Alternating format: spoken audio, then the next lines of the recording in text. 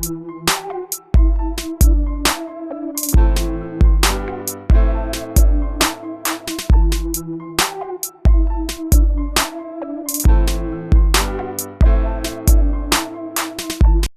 Media TV yona gyosinzira tukwebaza okubanga okyagyekuumiddeko mwebale kusiiba abatandise okusiiba mukama abakwatireko musobole okumalako ekisiibo nga bwe nagamba eno channel yaffe si yakuyomba era gwe ayagala oyomba osobola ogenda ku channel endala n'oyombera eyo ffe tetwagala kuyomba olw'ensonga nti eno family.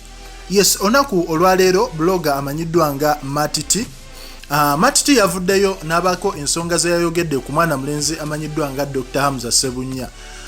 Matiti agamba nti kirabika Dr. Hamza Ssebunya essuuti eyo eyaggure alabika ajagala nnyo oba kiteeberezebwa okuba nti Rema alabika yagimugulira kyovola nti omukulu ono ajagala nnyo. N'agamba nti wekuba kuziika omusajja ono ayambala essuuti bwetyo ndowooza ekifaananyi okiraba nga ali mu ssuuti. N'agamba ne waba agenda mu ddwaliro essuuti eyo atera ojjambala osegeera. N'agamba ne mu kwanjula essuuti yakola ki yajambala era ne ku ddina yajambala. N'agamba nti ne ku birthday amazima amatuufu yiyo yennyini gyakola ki gyalimu eyo eyaggulwe.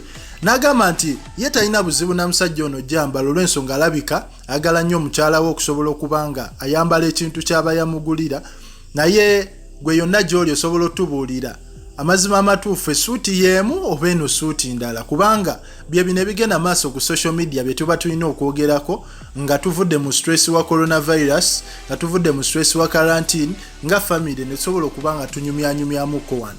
Commentinga, likinga, subscribinga.